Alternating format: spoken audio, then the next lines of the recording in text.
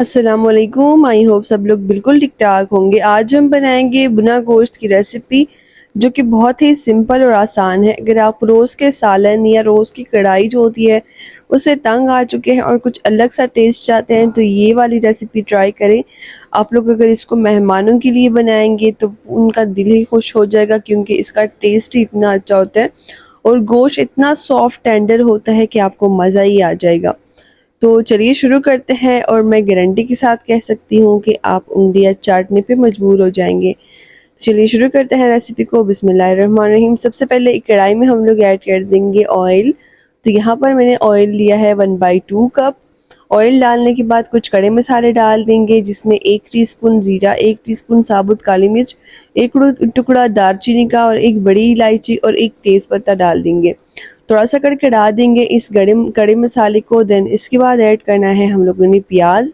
प्याज की क्वांटिटी इस रेसिपी में थोड़ी सी ज़्यादा होगी तो यहाँ पर मैं 3 अदद के प्याज ले रही हूँ। प्याज को मैंने रफली जो है स्लाइसिस में कट कर लिया है। अभी प्याज को हम लोग सौते कर लेंगे 2-3 मिनट के लिए। इसका कलर चेंज हो जाएगा हल्का सा कुछ इस तरह से। जब प्याज को सौटे कर लेंगे, भून लेंगे, देन इसके बाद हम लोगों ने ऐड करना है इसमें अदरक लहसुन का पेस्ट।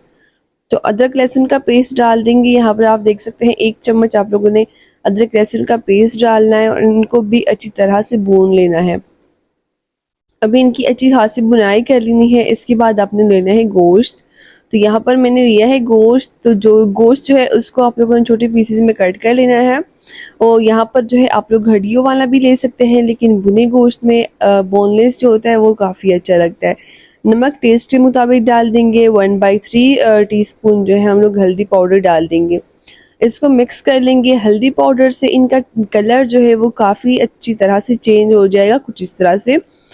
तो इसका कलर जो है आगे भी आपको मैं दिखा दूंगी कि इस हल्दी से काफ़ी अच्छा हो जाएगा।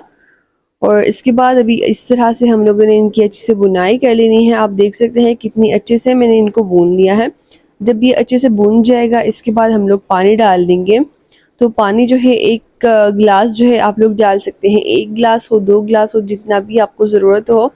और इसके बाद आप लोगों ने ये वाला काम जो है इसको प्रेशर कुकर में भी आपने कुक करना है क्योंकि हम लोगों ने गोश्त को काफ़ी अच्छी तरह से टेंडर करना है, सॉफ्ट करना है। तो वो प्रेशर कुकर में जितना जल्दी होगा वैसे कढ़ाई में इतना जल्दी नहीं हो सकेगा। तो इसलिए इस टाइम पर मैंने इसको प्रेशर कुकर में शिफ्ट कर लिया था। जब ये कुक हो जाएगा देन इसके बाद आपको मैं दिखा दूंगी। उसी कढ़ाई को मैंने साफ करके डाल दिया है फिर से 1/2 कप ऑयल। और इसके साथ साथ 4 अदद यहाँ पर मैंने चॉप की हुई टमाटर ले ली है। तो टमाटर डाल देंगे। ऑयल जब थोड़ा सा गर्म हो जाएगा देन इसके बाद आपने टमाटर को ऐड करना है। अभी टमाटर को आप लोगों ने इतना भूनना है, इतना पकाना है कि इस पर से ऊपर से ना ऑयल सेपरेट हो जाए। जब ऊपर से ऑयल सेपरेट हो जाएगा तब मैं आपको दिखा दूंगी लेकिन उससे पहले आप लोगों ने इनको कवर करना है ताकि ये जल्दी से कुक हो जाए। तो इस तरह से कवर कर लिया था मैंने इसको 5 मिनट के लिए मीडियम हीट के ऊपर। टमाटर इसके साथ जो है सॉफ्ट हो जाते हैं। इसका छिलका जो है वो बिल्कुल बारीक हो जाता है तो वो जो है काफ़ी अच्छी तरह से जल्दी गल जाते हैं, मैश हो जाते हैं। लेकिन और जल्दी से मैश होने के लिए यहाँ पर मैंने लिया है मैशर। तो इस तरह से अगर आप लोग मैशर की मदद से ना इन टमाटर को मैश करेंगे तो बिल्कुल आपके टमाटर जो है ऐसे होंगे जैसे कि आपने टमाटर की प्यूरी डाल दी है। तो इस तरह से अगर आप लोग ये मैशर से करेंगे ये वाला काम तो आपके लिए काफ़ी आसानी होगी। तो टमाटर को मैंने इतना भून लिया है कि इस पर से ऑयल निकल चुका है, आप देख सकते हैं। अब इसके बाद कुछ बेसिक्स जो स्पाइसेस है वो ऐड कर लेते हैं। 1/2 टीस्पून कोरिएंडर पाउडर, 1/2 टीस्पून जीरा powder, 1/2 teaspoon red chilli powder और 1/3 टीस्पून हल्दी पाउडर और 1/2 टीस्पून ही यहाँ पर नमक डाल देंगे। नमक आप लोग टेस्ट के मुताबिक डाल सकते हैं और स्पाइसेस भी। इसके बाद 1/2 टीस्पून यहाँ पर मैंने कसूरी मेथी को क्रश करके हाथ में डाल दिया है और कुछ हम लोग सब्ज मिर्ची डाल देंगे। इसके बाद सब्ज मिर्ची डालने के बाद आप लोगों ने इनको अच्छी तरह से भून लेना है। और इसको भूनने के बाद हल्का सा हम लोग पानी डाल देंगे। ये कुछ इस तरह से आप लोग देख सकते हैं काफ़ी अच्छी तरह से टमाटर भी मैश हो चुके हैं लेकिन हल्का सा पानी डाल देंगे ताकि हल्की हल्की सी ग्रेवी बन जाए इस टमाटर की इस तरह से। तो बिल्कुल 1/3 कप यहाँ पर मैंने पानी डाल दिया है, मिक्स कर लिया है अच्छी खासी तरह से। इसके बाद जो गोश्त हम लोगों ने कुक किया था आप लोग देख सकते हैं काफ़ी अच्छी तरह से सॉफ्ट हो गया है।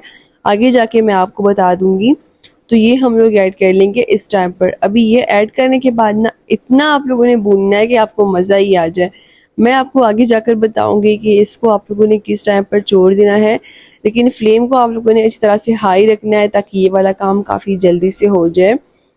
तो इस तरह से इनकी बुनाई करने के बाद ना आप लोग देख सकेंगे कि ऊपर से ऑयल निकलना स्टार्ट हो जाएगा। तो इस टाइम पर आप लोगों ने 1 टीस्पून गरम मसाला ऐड करना है ऊपर से।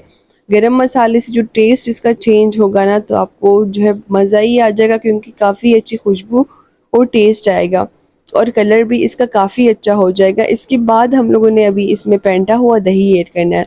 तो 1 कप यहाँ पर मैं पेंटा हुआ दही डाल रही हूँ। दही को आप लोगों ने अच्छी तरह से पेंट लेना है। दही डालते वक्त आप लोगों ने फ्लेम को मीडियम रखना है, क्योंकि ये फिर पड़ जाता है। और जैसे ही आप दही डालेंगे, आप लोगों ने फ़ौरन से इसको जल्दी जल्दी से हाथ बिल्कुल नहीं रोकना और मिक्स करते जाना है ताकि ये बिल्कुल भी ना पटे। तो इस तरह से अभी इतना आप लोगों ने भूनना है कि इसका ऑयल सेपरेट हो जाए और ये बिल्कुल जो है भून जाए। लेकिन अगर आप लोग थोड़ी सी ग्रेवी रखना चाहते हैं तो रख सकते हैं, लेकिन क्योंकि भुना हुआ गोश्त है तो जितना आप लोग इसको भूनेंगे ना, उतना ही इसका मज़ा और जो है ज़्यादा होगा। इस टाइम पर आप देख सकते हैं कितना अच्छा सा हमारा गोश्त भुन चुका है। तो ये थी हमारी आज की रेसिपी, भुने गोश्त की। इसका और टेस्ट बढ़ाने के लिए ऊपर से हम लोग हरा धनिया, तो फ्रेश हरा धनिया और हरी मिर्चें ऊपर से डाल देंगे। और इसके बाद आप लोगों ने इसको नान रोटी के साथ सर्व करके एंजॉय करना है। लेकिन उससे पहले आपको बता दूं कि इसका गोश्त कैसा है, ताकि आप लोगों को कोई डाउट ना रहे कि ये सॉफ्ट हो चुका था या नहीं। तो आप देख सकते हैं काफ़ी अच्छी तरह से सॉफ्ट हो चुका है। इसको आप लोगों ने नान रोटी के साथ सर्व करके एंजॉय करना है। Thanks for watching.